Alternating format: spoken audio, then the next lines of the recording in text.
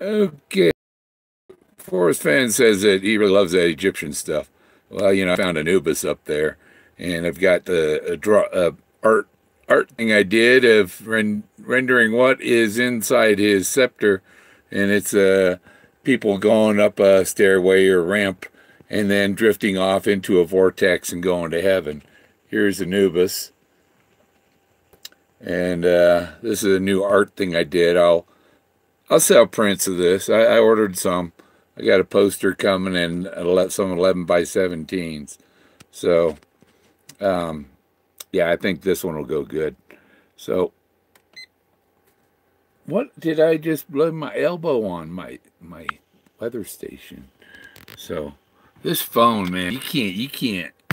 It's like, don't touch me. Don't touch me.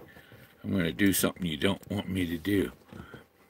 And yeah, I decided to go live because the other guys are tardy. Oh, they're on now, but who cares about the thermal can? I can understand the thing. I'll watch that later.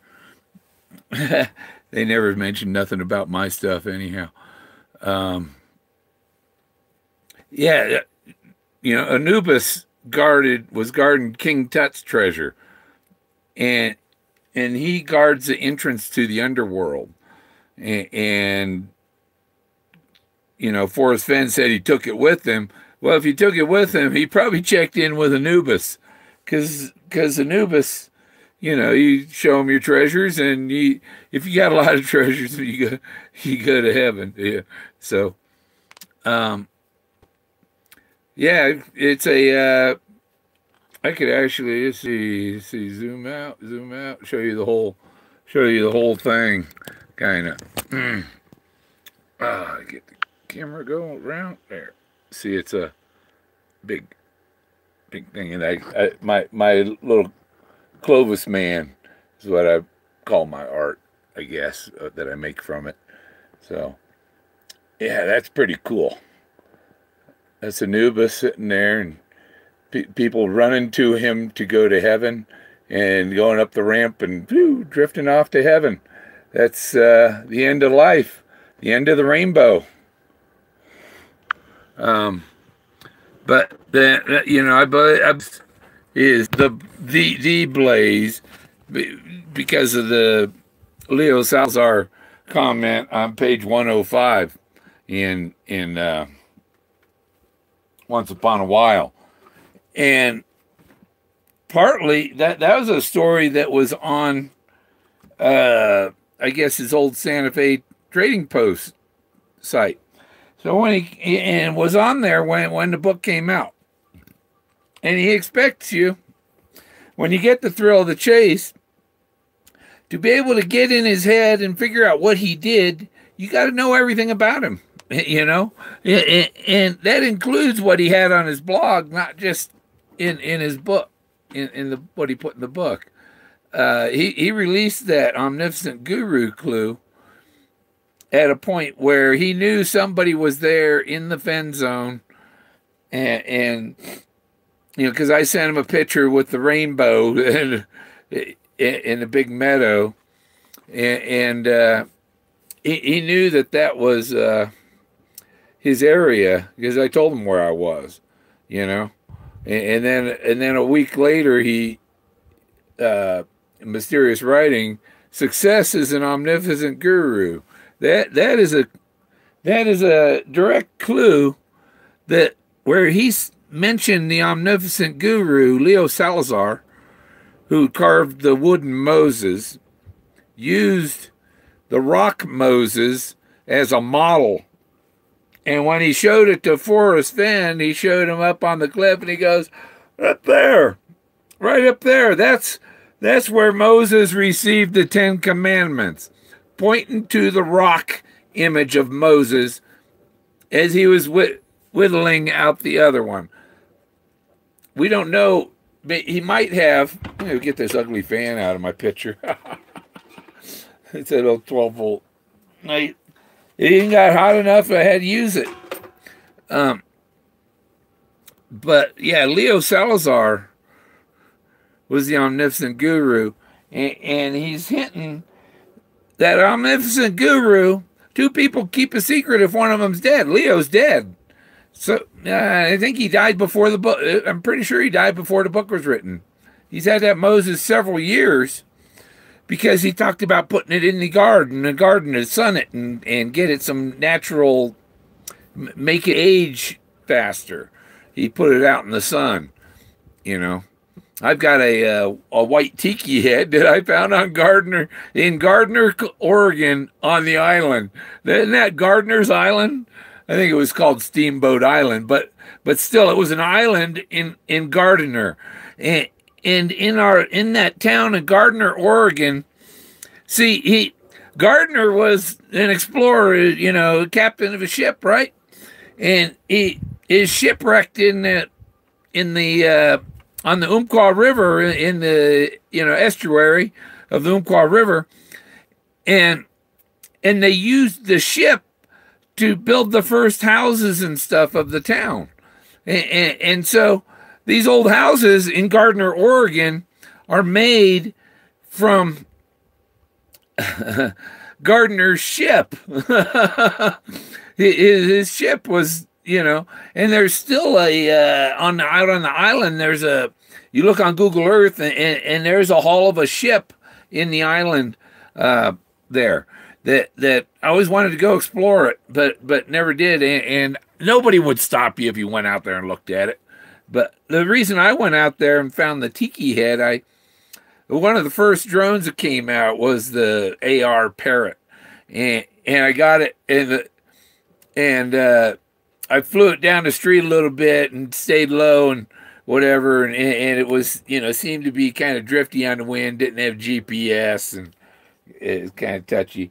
But then I was showing my friends over in their parking lot on the highway, and there's just a highway, and then it goes out across the river. The river's on the other side of the highway, so there's no buildings over there. But there was like a flatbed truck trailer sitting there. And I went to fly it, and the thing came up, and it tilted and just started heading out toward the river. Went right over that truck bed and kept on going. And you can't hit a board over the river because it'll land in the river and destroy it. So I just had to keep an eye on, what can I do? Keep an eye on it, and hopefully it, and it continued straight out toward the island, and I watched exactly what direction it went. And so the next day, I got my inflatable raft, put the trolling motor on it, got a battery out of I had a bus then, and took one of the batteries out and powered my way over to the island, looking for my drone. And when I was walking through the tall grass, I seen this nose sticking out of the grass. It looked like Easter Island. And there was this, big tiki head. So, anyhow, I can't. And then I found my drone like 20 feet away from it. It's like my drone was meant to fly away, so I would find that tiki head. And I've got it. I've got the tiki head stored at a friend's place near Redding, California. Next time I go out there, I'll pick it up and bring it back to my land. But so that's Gardner's Island. It has a lot to do. Well, it has to do with Captain Kidd and stuff. But Captain Kidd is a bold hint. So you got it's like Captain Kidd. Everything it's like Yellowstone. It's like these places, but it isn't this place. Subtle hints. The nuances of the place are found at the place where the treasure is. And he does not mention anything, he doesn't really mention anything within 50 miles of the treasure. And the bakery at French Street, the French tombstone, and everybody's thinking Spaniards, Mexicans, Indians, Frenchmen. Where does he mention Spain? Not in the thrill of the chase, he doesn't mention Frenchmen. Spaniards, but he mentions the French several times. He dealt, in Vietnam, there were hundreds of the tombstones. This is one of my early designs of a shirt with the Forrest Fenn totem on it. You know, one of my early fanatic shirts. But he mentions the Frenchmen. There was hundreds of them. There's 300 dead Frenchmen in my zone. So, you know, that's what he's talking about, that Frenchman's tombstone. He's talking about all the 300 dead Frenchmen up there. And oh, no, he, not at all. He couldn't have meant that at all. Why would he hint at something like that? Do you think he really found a tombstone with that saying on it? A Frenchman's tombstone. If it was Vietnamese or French, he couldn't have read it. Simple as that. He couldn't have. So it was a made-up thing. But we don't know if maybe there was a tombstone, and it was in French, and he couldn't read it. So, and there may have been hundreds of them. But it may have just been a story that was engineered as a clue. That there's, you know, it's a distraction and a clue. Because it puts you right, you know, that's hint of riches old. Those Frenchmen. And they were killed by Spaniards, yeah. The Spaniards and the Indians hunted them down and killed 300 of them. Only 2 or 3 of them escaped and made it back to Kansas. And then only one of those guys made it back to France. You know, because you see that Kansas and all that was Louisiana territory, and it's Spanish territory over here in Colorado, and so the French were kind of trespassing on Spanish territory and chased them out. And that's where the home of Brown is, too. It's right below this monument for the lost Frenchmen, you know? And it's right next to the Gypsies. It's just down the road from where Warm Waters halt. And there's no paddle up that creek. You see, he tells you to take the canyon down. You're going down, down, down, down, down, down. And then there's no paddle up, up, up, up, up, up, your creek. Okay? So, and then it continues on from there. So, you're going up and down and up and down. You know, the Omegas, you're going to go over both of them, maybe. There's a lot of Omegas in my soul. And the Alpha Omegas are the symbols of these ancient people, at the beginning and the end. And there's a lot of Alpha and Omegas. Even the double blazes are in an Alpha, and next to it, the guy arched. You know, his legs are out and his arms are out, and he's making an Omega sideways. That's a, you know, a head and eye sockets are Omegas. Elephant heads are Omegas. Elephants themselves are Omegas. They're all there. That's what makes it so difficult is the number of targets that are in this area, and which identifying. That's why I have the hat trick game.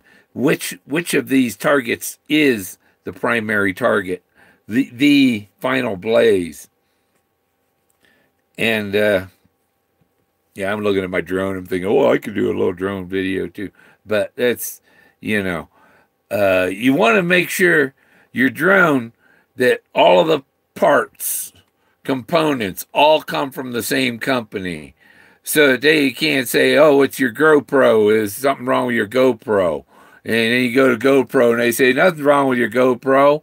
And you go back, they said, GoPro said there's nothing wrong with my GoPro. And then they, oh, well, there's nothing we can do about that. There's nothing wrong with that. There's something wrong with your stuff. You know, they just don't. they just don't understand. They don't want to cooperate. They don't want to replace the garbage that they made in China and sold to you. You know, there's one other thing I wanted to talk about was Forrest said that it would be somebody going to it in total confidence, knowing that they're in the right area, right spot to locate. It would march right to it. I marched right through all of the poem, and I'm coming up, and but you don't know until you get there that it's this big old hat trick of which one is it under, you know, which symbol matches the treasure, because you know, I got the fish with the fin under it and the two fish hooks. That's a blaze. The double blazes. That's a blaze. Forrest Fenn riding on a bird, fishing, fly fishing. It's like fishing from an airplane. It's called fly fishing. Wait, what could you? That would really mess. Skimming along the ocean, dragging a hook and snag something. It'd probably put you hook a whale and you in the water. But there's the alphas, omegas, the pile of airplanes, the Anubis, the guardian of the dead and treasures. Anubis guards your treasure when you're dead. He took it with him. He left it with Anubis. It's already there. We don't know. Is Anubis, Moses? Which one of these guys is holding his treasure? And then when you see these things, you see them from a distance. The 50, if you I don't see how somebody could be within 15 feet and not see it. You know, but a lot of people can't see it. I can see it clearly because I know, because I've examined it and I've marveled gazed, I stared at it, and I thoroughly examined it. And that's how I know these things are actually they're there. There's nothing about that Anubis. I repeatedly put them in art print with different patterns or you know, color patterns to apply to it and designs, and every time the computer doesn't say, hey, that's not there. The computer says this thing is there. So and then all the people run into Anubis. If people think it's my imagination, it's their imagination is broken. See? Okay, have a good day, Steve. Hey, Jason.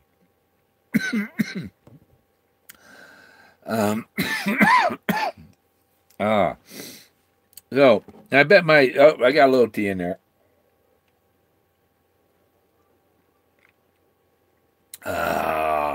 The fanatic coffee mug. That's a big mug too. Look, you see, put it next to my head so you can see how big it is. So anything else? There's only 6 people, so but 6 is better than none. And it's good 6 people, I'm sure, because anybody that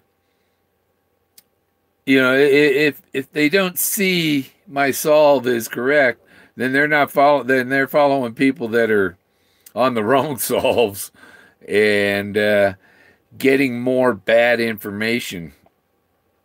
The one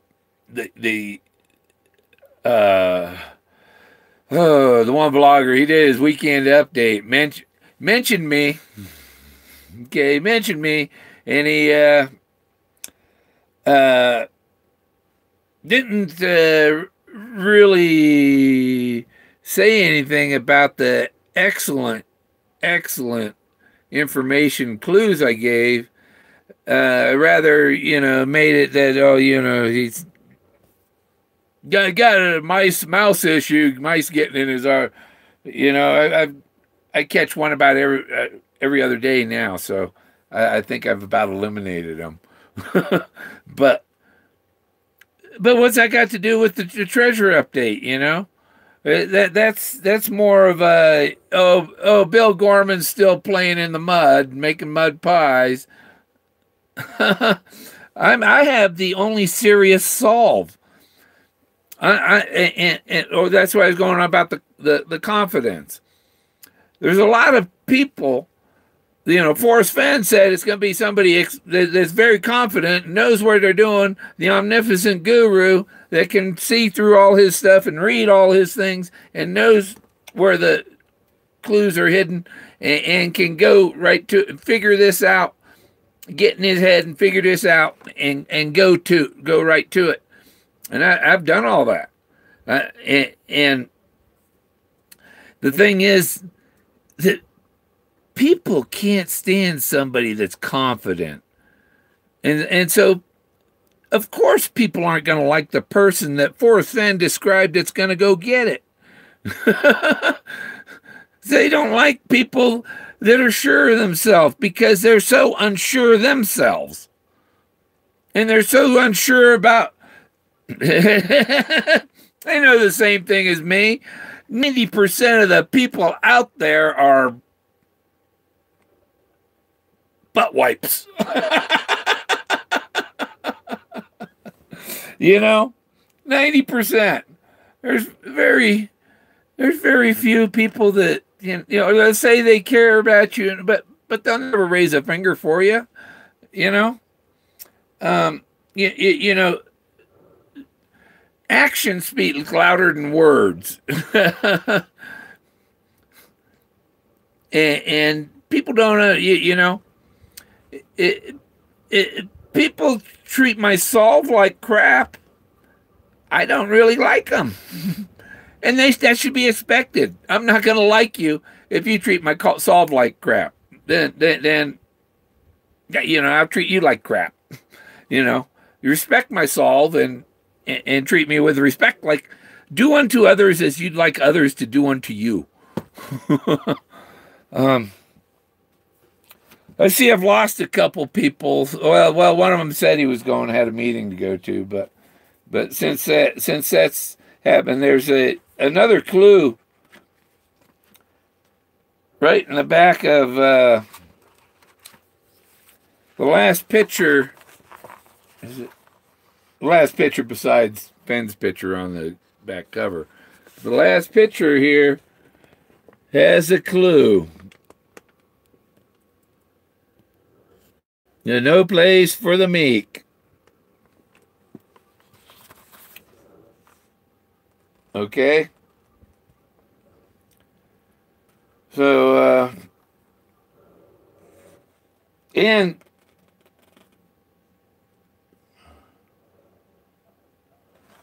what the hell is that? What the hell is that? You know? What is that thing? I think it's a wolf. But what it is, I think, is art found in nature. This is something that was found. It you know, it's hard to make out, but there's something there. I see some faces in it even. But see the trees in the background? That's not in a gallery or something. This is some art found in nature. And that's exactly what I'm finding. That type of thing. And people are just totally blind to it. I gained another viewer. They're totally blind to that art in nature. Yeah, there's a whole bunch on that rock there. You know? Or is it a tree stump or a rock or what? Is it a bronze they left in the forest somewhere? Maybe this is what I'm looking for.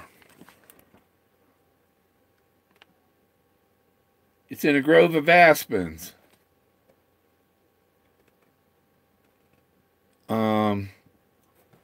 It does look like it's a tree.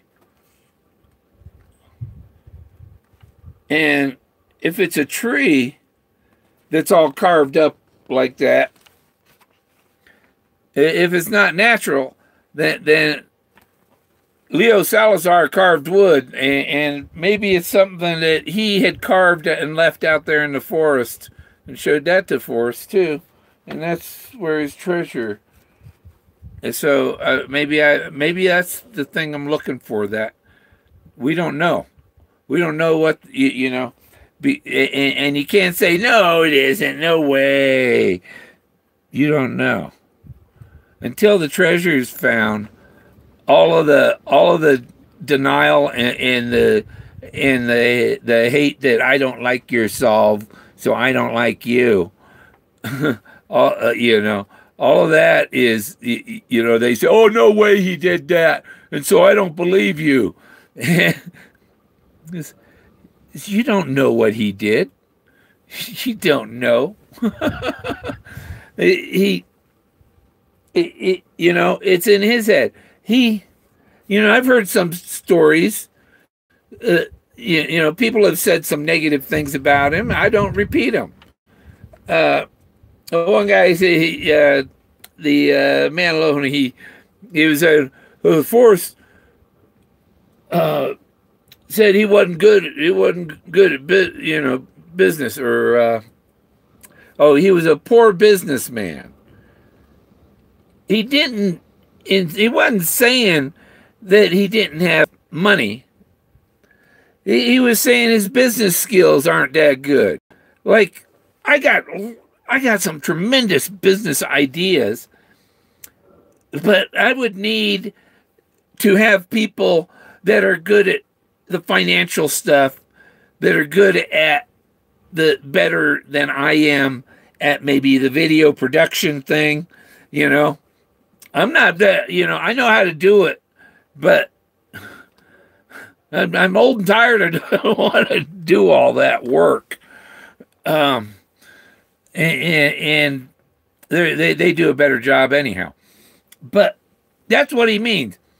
Other people do a better job of this stuff. So, and he said that, he has his, people, he has his, you got your accountant, you got your marketing person, you got your publisher, you got all the different people that do that work for you, but you assemble them and manage.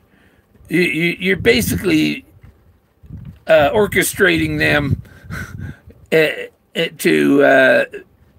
to make profit for yourself, and like if I had to do some accounting, I'd have to hire my sister, but like in these ruins here, I really need somebody that's good with that knows how to start a nonprofit and manage a nonprofit organization and stuff, because I can you can basically I believe it can make a claim on what's been discovered and manage that.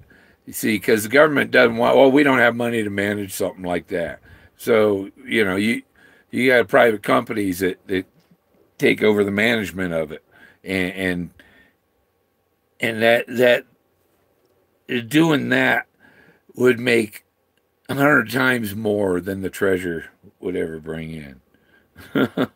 You know what I mean? It's a bigger deal than the treasure. And some people have stated that what I found is bigger than the treasure itself. That even though if I find it, when I get the treasure, I'm not going to split it up. I'm keeping it 100% complete. I'm not sure, because I'm going to have to make a deal to exhibit it, and who I exhibit it with, they might determine whether he gets the bracelet back or not, because that's, well, how much to exhibit it with the bracelet, how much without, and we can make replicas of that bracelet. I'd make there's all kinds of marketing to do once it's found too. You can make replicas of the treasure, a little necklace with a little treasure box. Open it up and the jewels and the gold's in there, or but you 3D scan it, and then you can print the treasure out any size you want with whatever plating you want on it, So you can make it look like a bronze box with gold inside, and it'd just be gold plating in there. But yeah, the Egyptian stuff. I really like that Egyptian stuff. He says. I had it here. Screen. He said, "Here's my ancient Egyptian stuff. I'll show you an X-ray of what's inside. There's buffalo Sundance skulls. They were used in the Plains Indian ceremonies." Oh, he's talking about his stuff on his shelf there. But he said somewhere here that I really like that Egyptian stuff.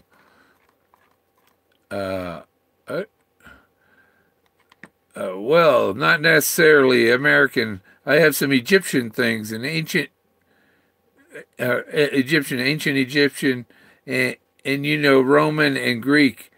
It's old and good. I like it. I like it. I like it a lot. So, he brings up the Egyptian stuff. What does Yellowstone, Montana, Wyoming, Colorado, New Mexico, what do any of them got to do with Egypt? Well, I found Egypt in Colorado. Okay, that's good enough. Just because people are too blind to see it, they're not going to see. They don't see things that are right in front of them. And there's always clues are always hidden right in front of you. Nothing happens by mistake. It all happens for a reason. Say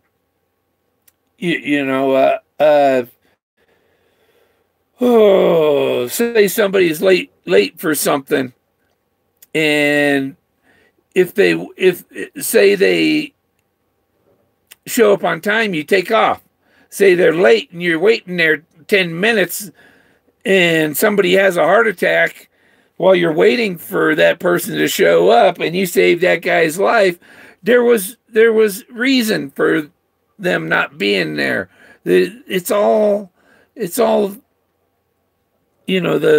universe and magic, and even what you're looking at. I am 99.999999999% empty space, controlled by an electrical field, and I inhabit this material and live in this material world. But we're really of a spirit that drives and keeps this world assembled. What we see may not be what's there, but we may be projecting it. If, like, there's 9 billion of me out there. There's 9 billion of me. There's me sitting here, what I think I am, what I believe I am, and then everybody out there has another representation of what I am to them.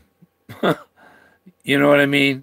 So there's a lot of me out there that isn't part of the real me. So there's a lot of people that have a lot of negative stuff, and it's like, no, you can't have my voodoo doll. Stop thinking negative about people, because your thoughts, that's what people are fighting, is all the negative thought toward them from their past and other people and stuff, and people that can't control their own life trying to control yours. you know. So, yeah, Egyptian things. Where's he else? He said, I would go back. There's more. There was another one because I know he said, I really like the Egyptian stuff. I do have some ancient Egyptian things, a mummified falcon, and I love that stuff, particularly ancient Egyptian things. That's fascinating to me. So it's fascinating to and finding ancient Egyptian stuff in Colorado is really you know. I'm gonna send him one of my one of the posters of that drawing that's at the artwork I did at the beginning. Ancient Egyptian. Okay, so, but I've said I've had so much fun, particularly in Santa Fe, buying all these Indians things and ancient Egyptian, and you name it. I've had them in my gallery. I said I've had so much fun collecting these things. If I've got to go, I just going to take it with me. Okay, when he's talking about when he's gonna go, he's talking about taking all of his treasures with him, not just the chest. He's talking about taking all of his ancient Egyptian, everything. Is he talking about the winner of this contest, that it's not just his treasure box, it's all his treasures, his collection? That would go in the Smithsonian.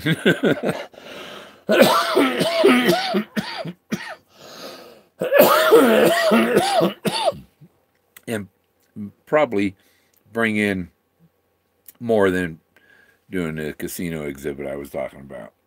And I had asked him, I told him, say, Forrest, say I find this treasure and I want to put it on an exhibit, would you be willing to also put some of your stuff on exhibit with it to, increase the pot? You take your part and your heirs and all that, take their part and whatever.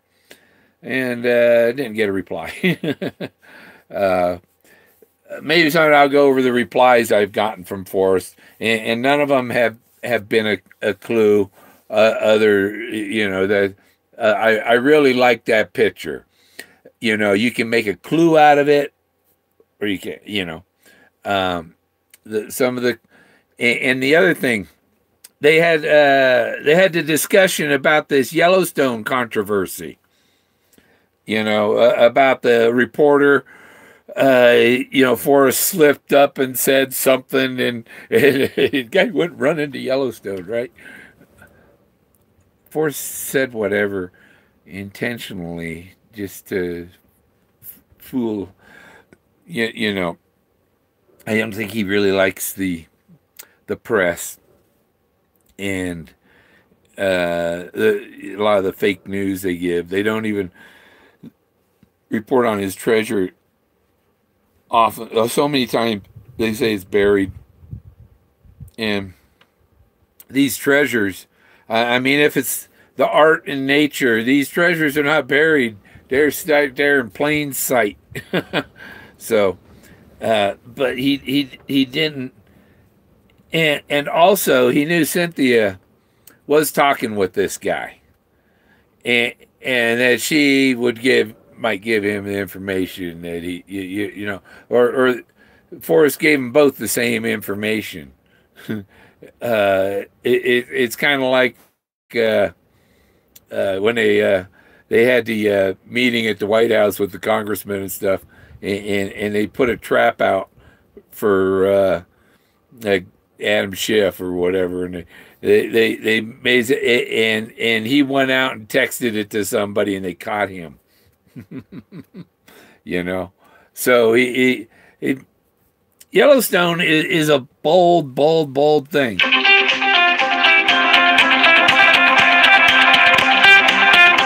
Yep. Okay. I'm not answering that. Uh, you know, it's an 800 number, some corporate. It's like somebody call him and interrupt his live stream.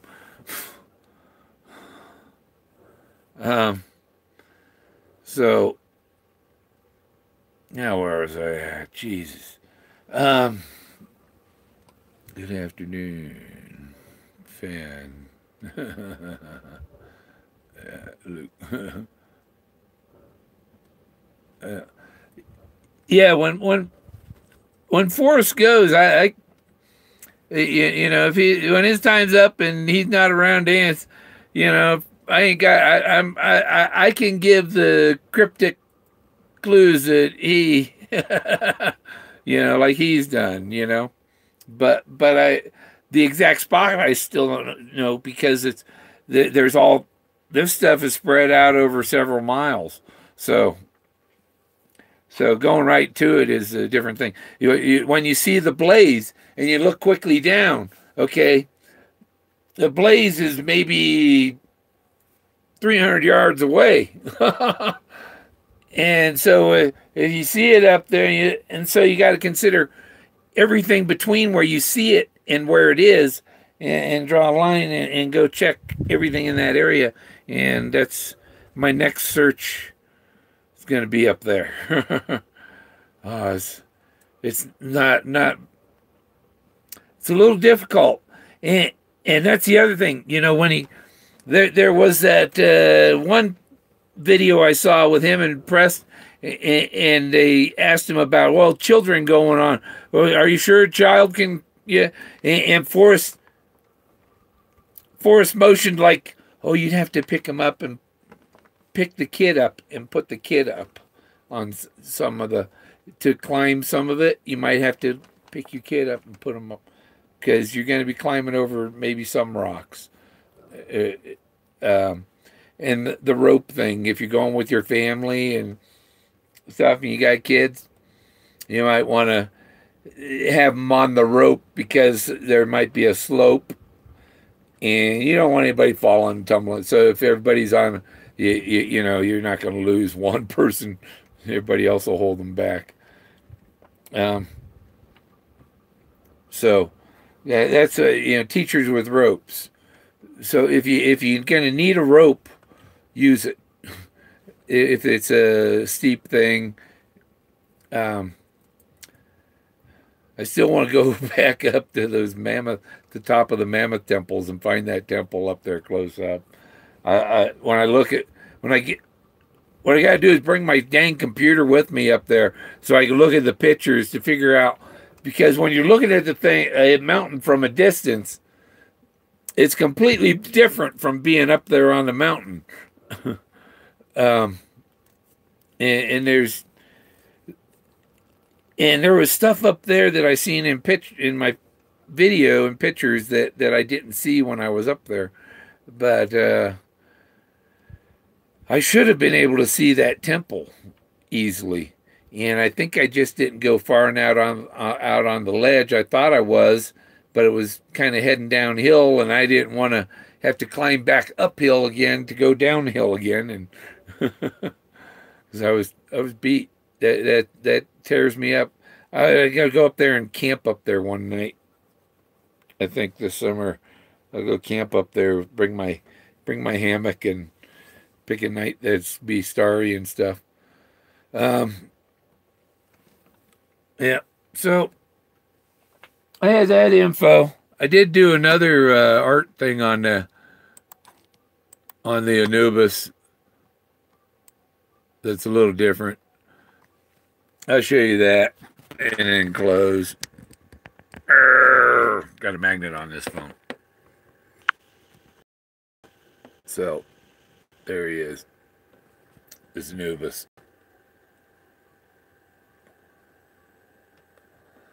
And the Stairway to Heaven, Anubis, the guardian of the dead. I took it with me.